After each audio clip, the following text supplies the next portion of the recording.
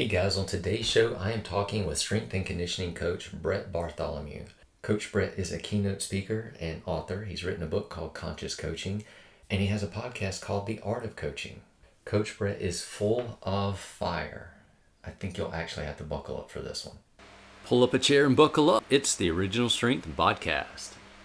So, Coach, you have written a book called Conscious Coaching, and I know it is specifically for strength and conditioning coaches and maybe personal trainers. But really, to me, it seems like it could be for anybody because it's really, to me, it's kind of like how to be a better person for the most part. And I know you aimed it at coaches, but I do think you could probably offer this to anyone and it would help them out tremendously. Sure. Yeah. Well, I mean, first of all, I appreciate that. It's crazy to believe that the book is nearly 5 years old now. We've done so many things since then, released 3 online courses. We have like 6 or 7 different presentations we give around the world that are things that there's no way I could even fit into the book. And now, we run a workshop. We don't really like the term certification because we kind of feel like that term's been bastardized a little bit, right? There's some that use that really responsibly. And then there's some that I think make it seem like you can do a weekend workshop and become an expert. But we've built so much off of that. And you're right. One, it was never written just for coaches. I mean, certainly we use the nomenclature of strength and conditioning in there, no different than Jocko Willink and other people that have been in the military or other jobs speak to their main kind of, they'll speak to other folks that were in the military or served, but the principles are universal. And that's why the book was written. The book was saying yes, and that old improv trope of, hey, there are some issues within the performance community that we need to address. And this can go into fitness and physical therapy and what have you. But just like anything else, that extrapolates into other industries, right? I don't think I've ever read a book. I'm looking at my bookshelf right now. There's a book by a Navy SEAL. I've never read that book and thought, man, if only I was a Navy SEAL, would this apply to me? I think all of us have to be a lot more discerning of what we read. And notice that. And I think the big wake up call or big victory for us was about 5 years ago when we launched the book. There was a point in time when somebody at Microsoft reached out, somebody at Facebook reached out, somebody in a police department reached out, and we've had so many firefighters buy it. And they've said, hey, we deal with this too. We deal with this too. And so that's eventually what really led to me and the company that we have now, Art of Coaching. By coaching, we don't mean fitness. By coaching, we don't mean sport. By coaching, we mean leadership. And that's exactly kind of what we're doing now. So you hit the nail on the head. I would say maybe 65% of our audience is the traditional kind of strength and conditioning, fitness professional, physical therapy. But every day, every week, we are getting more and more people in business, tech, finance, military, and beyond. And so we're super grateful for that. No, yeah. And throughout the whole book and looking at the other stuff you've done, I kept having this, you've probably heard it too. I'm sure you've come across it where it's in 1 Corinthians chapter 9, where Paul says to the Jews, I became a Jew, to those without the law, I became one without the law. He became all things to meet people where they were at. And like, I just had that vibe throughout, reading your book and looking what you do. So to me, I guess what I'm saying is you're like a people whisperer. And I think that's really what makes you so good at teaching leadership and doing the things that you're able to do. Can you speak? Yeah, I mean, go ahead. No, I was just going to say, can you speak to, because you have your background story for how you got started in strength and conditioning, but I'm not really sure, but you literally became a master communicator. How did you do that? Well, I mean, if you look at, and by the way, I miscommunicate plenty. That's the fun part of it, right?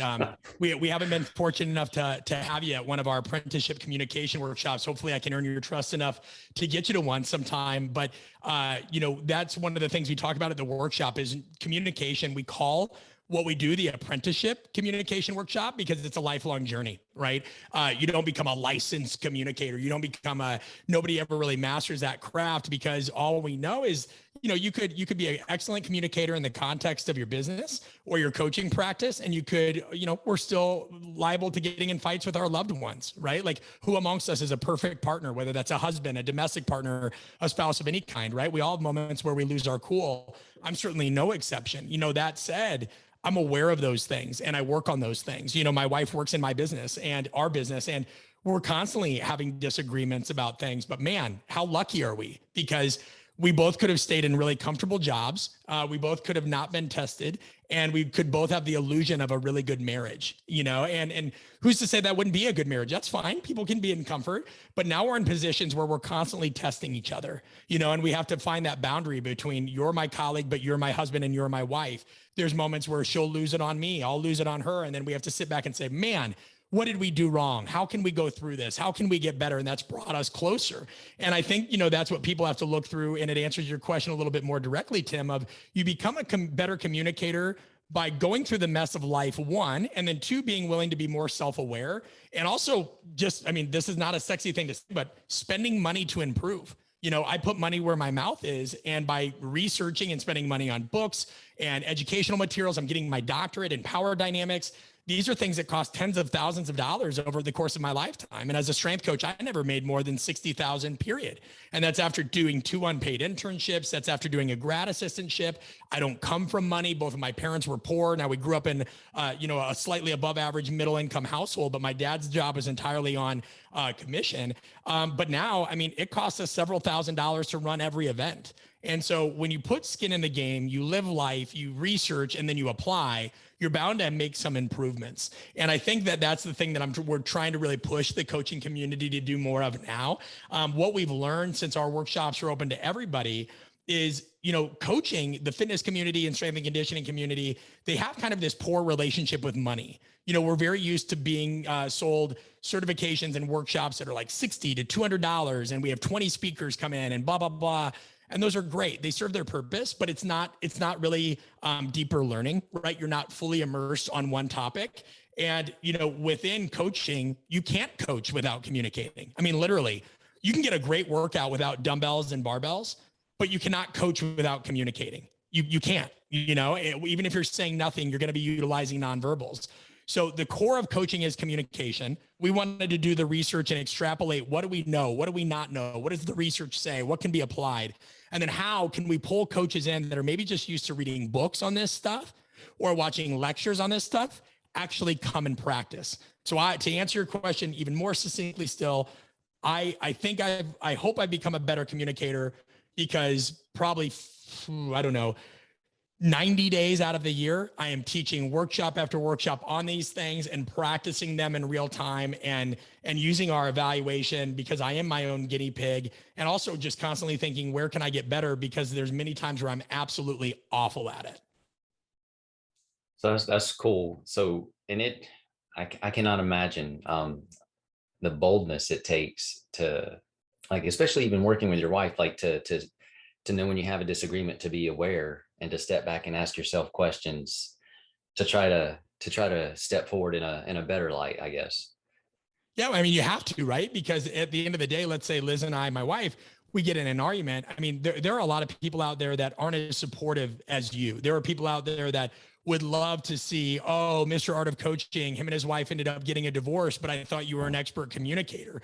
One, like I said, nobody's an expert communicator. We're all fallible, right? And that's the beauty of it. That's why you got to practice it. That's why you got to train it. Communication is a goal-directed skill, right? It is a skill. We're all born with the ability to make utterances and sounds. We are all not born with the skill of targeted communication. So, you're always going to need to get better at it. And there are people that would love to kind of pick that fight. It's almost like saying, oh, so-and-so is a great coach, so they must never lose a game. But my wife and I both just feel like we'd equally be hypocrites if we tell other people, hey, come to our workshops, come to our stuff, take our courses, and learn where your weak points are, grow. And then we don't do that same thing. Right? So we might have arguments, we might have fights, we both might yell, we might clam up, we might ignore each other. There's plenty of things that, are indicative of, there might be somebody listening that's like, well, in my relationship, this never happens. Give it time, right? You don't have to yell to be mean. You can be passive aggressive. You can be silent. You can be avoidant. You can do all these things, but everybody gets in disagreements. And so if you don't stop and think, all right, I want other people to get better at this. Where can we get better at this? What's the cause of this issue? And how can we work through it? I don't know that you should be in the business of telling anybody else what to do, because you're not applying it yourself. Are you married, Tim? Yes, sir. Yes, sir. How long have you been married, if you don't mind me asking? 24 years. 24. You guys ever gotten in an argument? Oh, no, never. Yeah. And you look like a super fit. Yeah, right. What days? And you look like a really fit guy as well, right? Are you reasonably fit? Do you keep yourself in shape? I do the best I can. Yes, sir. Okay, but do you ever have days where you just don't train and you eat like crap and you enjoy kind of just hanging out and what have you? Do you ever have days where, or maybe even you just don't train? I honestly, I don't look at what I do as training as much anymore. I just enjoy moving. Like Okay, I think it, moving. Do you ever have yeah, a day where you move less than other days? only if I'm hurt. Okay, right. But when you're hurt, like you sit there and do you take that day? I do. Yeah. Right. Right. So like the idea is that like we're not always going to be perfect. There's somebody else who could be like, hey, even when you're hurt, you could do 30 million things. There's always times where we could do more, Oh, do yeah. better, do this, do that. But you have to see the nature of where we tend to fail and what you can do better. You have to put skin in the game, frankly. And I think the core of the message is what I'm saying is right now in the world, we have this idea that to be a leader, you need to be perfect and that you can't have skeletons in your closet, that you have to have this tremendous vocabulary, that you have to, everything you do and everything you say has to align with this idea of productivity at all costs, what have you. That's wrong, right? To be a leader, you have to put skin in the game, face your ego. You have to drop a lot of your excuses. We had a guy that came to our most recent workshop in Seattle and he said, hey, I have to say thank you for staying on me. And I said, well, what do you mean? He goes, well, for 2 years, I've told you that I didn't have the time or money to come to one of these things. And he goes, and I finally realized I'm never going to have the time. I'm never going to have the money. I'm never going to wake up and be like, oh my God, I have so much time and money. What am I going to do with it? And he goes, what I realized is I just didn't want to do the hard work. So it was easy when you guys put up a new date to be like, oh, sorry, that weekend's this. And oh, sorry, I'm doing this certification that weekend. And oh, I'm doing this. And he goes, but really what I was doing is I was spending a lot of money and a lot of time doing what was comfortable for me, doing things I already knew instead of coming to something that was a little bit uncertain for me. I didn't really know what it was. I didn't know how I was going to react. I didn't know these things. And he goes, now I realize it's what I need most. And he's like, me and my wife are going to come to your next workshop. And so I think to have that level of self-awareness of saying, hey, where am I comfortable in my life? Where am I willing to go? How am I willing to challenge myself?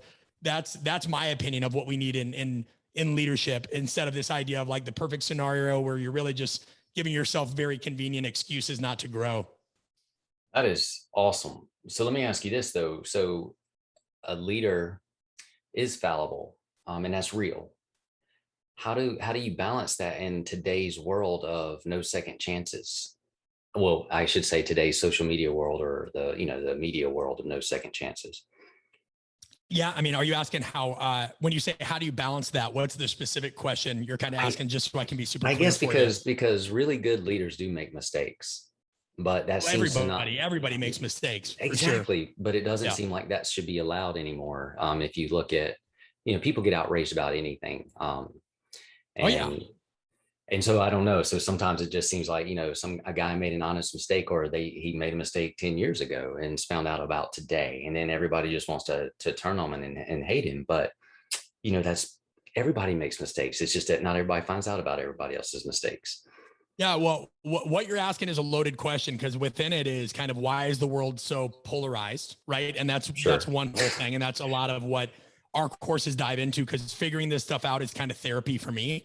Right. And that's why I've made the subject matter material of Art of Coaching and everything we do at artofcoaching.com about a better understanding of human nature. One thing I always encourage people to do is just, if nothing else, go to take our quiz on drives. It's artofcoaching.com/what drives you. It's an absolutely free quiz. And we have a whole podcast episode that explains all the 6 drives or what have you. So one aspect is, why do we live in this society that's highly polarized, politicized, and what have you? What's going on within our human nature, right? And, I'm not going to be able to rehash what is essentially my course, my doctorate, or anything like that. But the simple answer is by and large, humans have this kind of scarcity-based mindset that we're always trying to determine who's friend and who's foe. Who's friend and who's foe. We're also not very self-aware. So we're really good at fundamental attribution error. If I see Tim driving down the highway at 90 miles an hour, I think, man, Tim is a psycho, right? What is that guy doing speeding? Where if I drive down the highway at 90 miles an hour, I'm really good at saying, oh, I'm late for an appointment, there's an emergency, what have you. So we're always very good at, when we see other people do things, that's a attribute.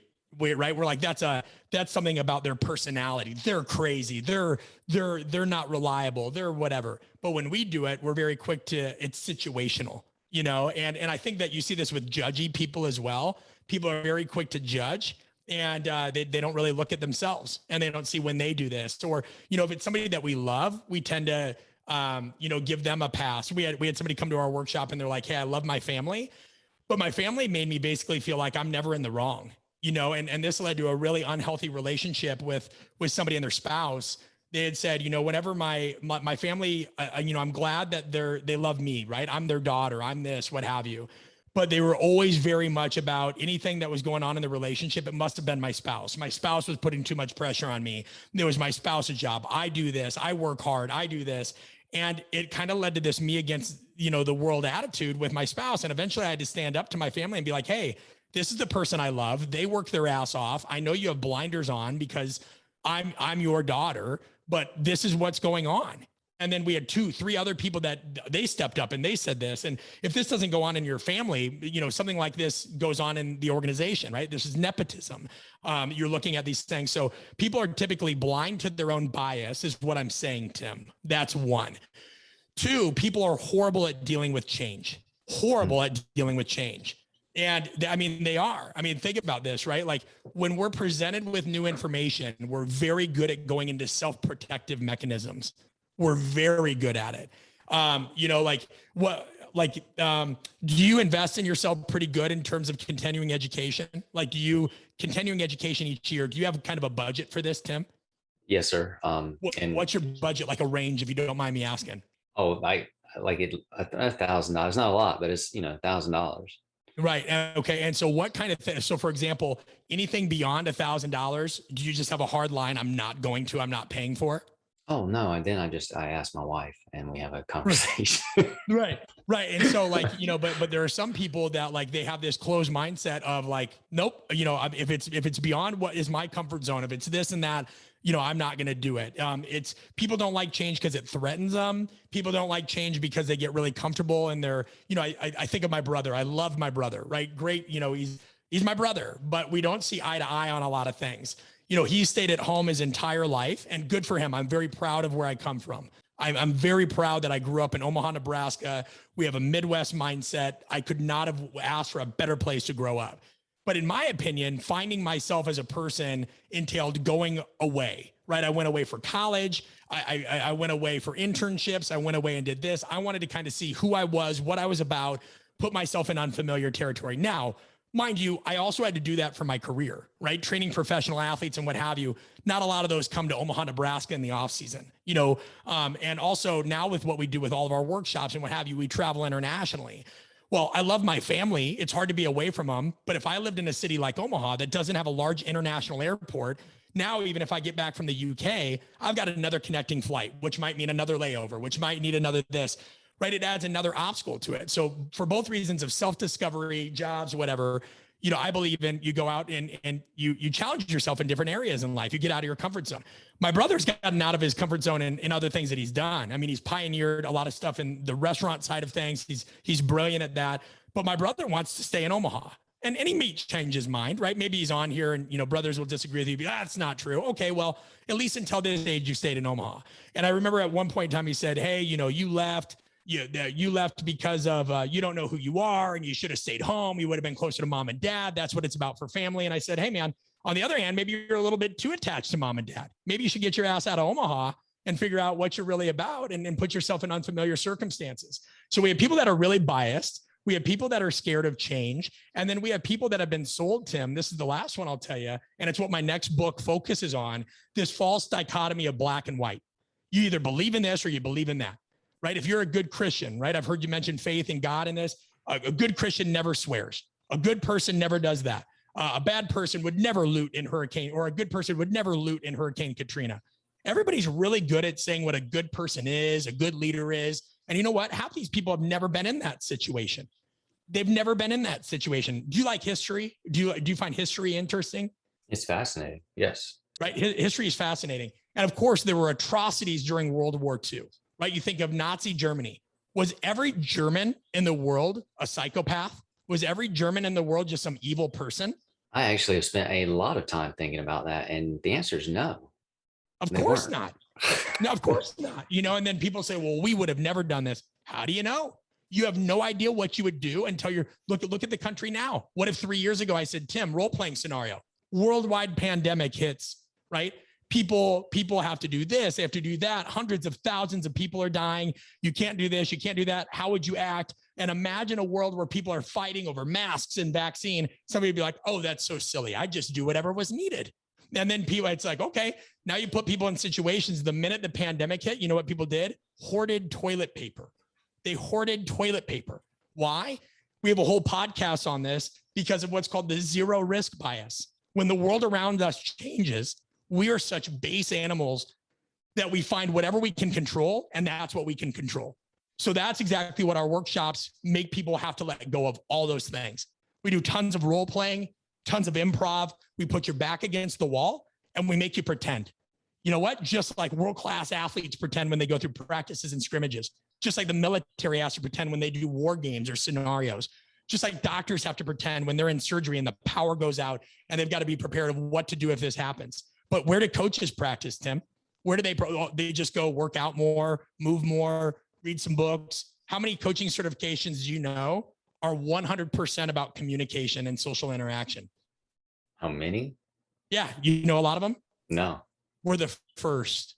We are the first to deal entirely with social skills and power dynamics in the world of coaching. How absurd is that when our job to coach is based on the ability to communicate? But why are we the first? Because a lot of people get into coaching and training because they love exercise or movement or training or whatever nomenclature anybody wants to use. So it's like, did you get in this because you actually like helping people, or because you just like being around athletes or working out or moving or what have you? And we know the answer. Sometimes people are like, oh, a little bit of both. But then it's like, great, then what are you doing from a professional development standpoint to grow in your ability to interact with people? Because outside of coaching and fitness or leadership, strength and conditioning and fitness and physio, on average, $365 billion is spent a year by corporations in interpersonal skills. The world of coaching before what we did didn't even have a workshop on them. It's embarrassing.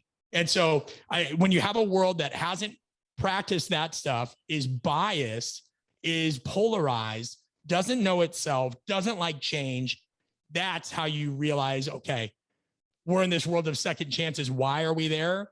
Those reasons. 2, what do you do to navigate it? You be you, man. Tomorrow, if the world decides to cancel me, it is what it is. And I believe me, I've said stuff on social media before. We have a member of our team that posted something about the NCAA women's tournament. The female basketball players got 30-pound dumbbells and whatever to prepare for the tournament or during the tournament. Men had an entire weight room. She posted something because she was the head of women's basketball performance at Stanford. And she was being silenced, as were other coaches, from saying something about this. And she was like, would you share this on your social media platform? And I said, sure. I'm like, this is stupid. Why do women get 30-pound dumbbells, like a dumbbell tree and some treadmills, and men have this whole thing? I go, we're going to talk about this on the podcast because it's an interesting social dynamic. I had 40 death threats. I had people saying, oh, here comes the white male patriarchy. You're just trying to promote yourself. One person said I should be lynched. Another person said I should be killed in some other fashion. So I've had that cancel culture come for me already. We had somebody that went onto our website, found an image that we had taken. Let's say you come to our Nashville workshop. Well, we take a big group photo, right? After day one, hey, big group photo. Well, we had put a group photo of a workshop we did in Canada on our join our team page because we were hiring. We were just using a stock photo. And somebody said, you are not a racially diverse company, and there's only 5 women in here, and just lit me up. Now, these people had no idea what this photo was. And mind you, as I talk to you right now, my entire company sans me as women. My wife, Allie Kirshner, and a friend of ours named Stephanie Seeley. That is our entire company. And so we live in this world where people cannot even do their research, not even know what they're talking about, not even give anybody the benefit of the doubt. But man, you can't prevent that. People are going to be people. People are going to be irrational. What the alternative is what? To hide? So I'm either going to wear a mask and be phony, or I'm going to hide.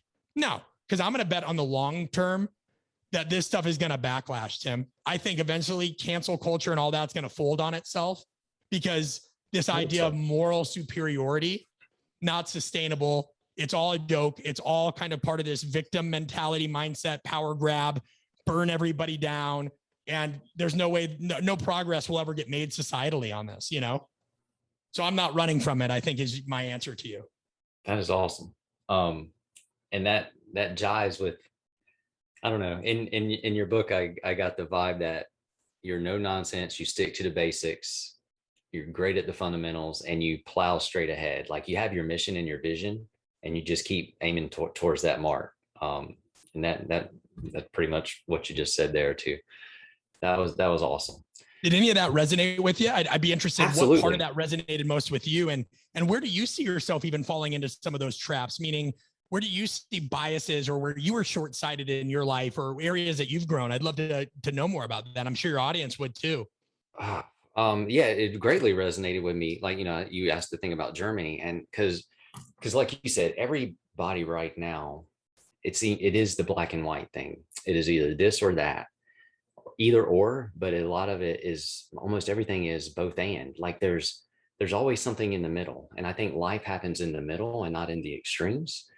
And so like when every country goes to war, they have to think they're on the right side. Otherwise, why are they doing it? Unless they're just, you know, mean. But you know, like nobody thinks they're the villain. So like, because they have a vantage point that they're looking from, and they're in the right? But that's what causes the disagreement. That's what causes the fight. For my own self, like you said, nobody dealing with change, I think, has been a shortcoming of mine throughout my life. I'm learning now that, you know what, change happens every single day. And I might as well just flow with it instead of fight it. So, and as far as personal, like the stuff that you just talked about, I do think that we should be allowed to make mistakes, because that's the only way we can be authentic. Otherwise, we are going to have to hide and put up a facade that we can't hold forever, because eventually that's going to really end horribly. And I think people deserve second chances or fourth or fifth chances. And I you know, I don't know. I think we live in a very stressed out, anxiety filled world that no one really knows how to take a deep breath and try to step forward in boldness, or to be courageous. And I think what you're talking about is taking a chance to be courageous and not running and hiding. Yeah, I mean, essentially, and making people role play and practice for that, because it's great. We can write 1 million books on it. People can put tweets out on it. I think I just got tired of leadership BS, so I said we're gonna make workshops on this, and that's our apprenticeship, and that's what we've been working on, and it's what my next book is about. But you know, I think coaches need to challenge themselves to do more than read books. Coaches need to get out there and practice it. I think, you know, I don't know one surgeon that doesn't go practice every element of their skill. And then also, you know, a tremendous amount of money is spent by surgeons having to go to, and doctors in general. Let's just look at the medical community. You know, they utilize forms of improv. They utilize communication training. You know, I have a friend that's a lawyer. They have to engage in these things. I think it's incredibly embarrassing in coaching that we haven't focused more on this. I think it's incredibly embarrassing in coaching that we've been so fixated on training methods and tools and kettlebells and this and sports science and all these kinds of programming methods. We're like, great, that's one part of your job. That's one part of your job. The other part's people. How do you learn to deal with people? Oh, just by being in the trenches. No, you don't. That's like saying I get better at being a husband just by waking up and being married. What a joke. You know, you have to put yourself in these, you have to put yourself in these situations. And so I just hope the coaching community wakes up to that. And we're not saying we're perfect. We're not saying we have it figured out, but we're saying our hands are in the dirt. You know, we're trying to provide something useful for people, and whether they want to use that or not is their call. But, you know, in some way I'm going to ask you to think it's like, you know, when poor communication is the one thing guaranteed to make any situation worse, what are you doing to make it better? That's awesome. So it is kind of like, I don't want to, because I know I haven't been to your course, but it sounds like a good deal like crucial conversations in the area of coaching. Yeah, I mean, I can't speak to that. I've never been to. I know there's a book called Crucial Conversations, and I have it over on my bookshelf. I think I read it, when I probably was a grad assistant at some point. I don't know if they do courses, I have so no I can't speak to idea. that.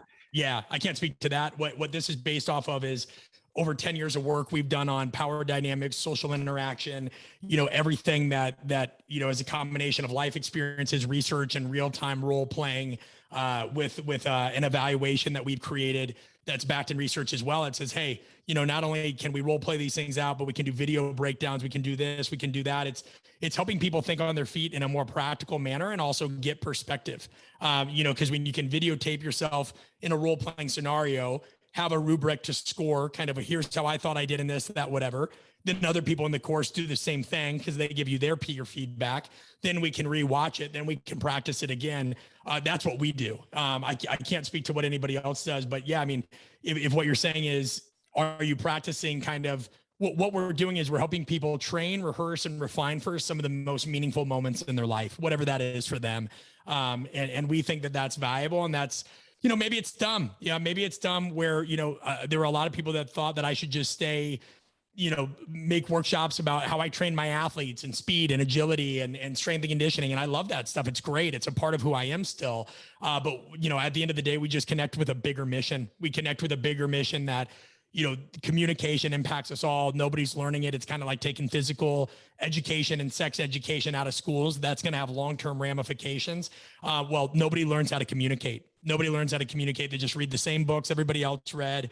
They say, oh, that book was cool. Yeah, whatever. But communication's a skill. So yeah, it's something we love. It's super, I think it's, to be honest, it fills my cup in a unique way, probably at a time where I was getting a little bit burnout and things in coaching. It's so refreshing to come back from these workshops. And where are we the rest of the year? So we're going to Boston next week, Nashville, Tennessee, Asheville, North Carolina, the UK, New York, New Jersey, Toronto, and to meet all these different people and every day to walk in there and be like, not only are we helping them in their business and their relationship or what have you, but it's just, there are a lot of people that just share some pretty complex stuff, man.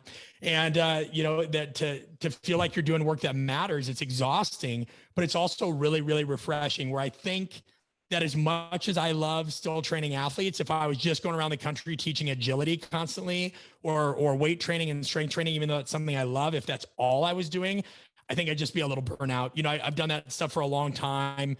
Doesn't mean I don't love it. People love to make that a black and white thinking too. Oh, you're talking about communication now, you must not love this. I can eat Mexican tonight and still enjoy Chinese food tomorrow. And yeah, so it's super refreshing. I'd be interested, what are the areas that everything you've done with original strength and what have you, what are the areas that you're most fired up about in coaching and your own development right now? I don't get to ask folks in your position this a lot, and we don't know each other. So I'm fascinated. Where are you wanting to grow right now? Where I want to grow, I want to be useful. I want to be helpful to people. And I like you, I like teaching people how to move or how they're designed to move. But honestly, I really love conveying the message that how wonderfully made they are, and that they're never stuck, and that their body has an amazing, like if people could just, I don't know if this makes any sense at all, but I want to help people feel amazing in their own bodies. And it's not always about moving at all. So, Yeah. And so it's just conveying that message. And that's what fires me up, is like to give somebody that spark of light or hope that, man, there's something special about me, not me, but them. You know what I mean? Like, yeah, sure. So, I mean, so that's what I guess lights my wick, more than anything. So within that, like, do you still have a lot of gaps that you want to improve upon, or like, what's the next step for you in terms of your own development, either as a husband, a coach, however you define yourself? What's like, if you're looking at next year, because I know on our podcast, we have coaches that ask this stuff a lot, and they'll reach out. So I imagine your listeners have to too, when they think about, all right, where do I need to develop? Where do I need to grow? How do you set kind of what next year looks like for you in terms of your con ed? What are the spaces you want to grow more? So apparently I'm going to one of your workshops next year, but in the meantime, what I do is, like, I am highly aware, especially because you hit the nail on the head right when we started talking. Like, it's one thing that I think I can communicate fairly well during a workshop. It's when I'm at home that I drop the baton in the loudest clanging, all over the track, where I just totally sometimes just miss it, where, being able to take a step back and ask a question, not a verbal question, but one inside, where like, is this what I want? Am I going in the right direction? Am I listening right now? Stuff like that. Yeah. My personal relationship, interpersonal communication skills are, I guess, where I would like to improve. Yeah. Well, it makes sense. Yeah. It's good that you have an awareness of that. I think, it's easy Because to not, it's a painful awareness. Sure. Absolutely. So if somebody, because you mentioned all the locations you're going to be at right now, or coming up, where's the best, brettbartholomew.com, where they can check out all the dates you got coming up? Really, artofcoaching.com, even simpler. Nobody needs to worry about how to spell my name whatsoever. If they just go to if they just go to artofcoaching.com and they click around, we've made our website super easy, at least we think, to navigate. You can click on live events. There's digital courses. So if you can't travel, you don't want to travel, we have a course all about coaching. It's called Bought In. It's CEU approved. We have a course all about how to navigate your career and manage burnout in your life, right? None of us are given financial advice, how to manage burnout, how to navigate really trying sticking points in our career. So myself and some others that have been in pro sport, private sport, own their own gym. I mean, shoot, my dad, who was a financial advisor for 40 years, came down and we created a course called Valued that's all about that. And then we also have a course called Blind Spot that people can take digitally. That's if you're somebody that feels like you kind of have more to give, but you're not really sure kind of how to put that out in the world. Maybe you're dealing with imposter syndrome. Maybe you got all these ideas and you can't figure out which one's most helpful. We have all those 3 opportunities that people can take completely online.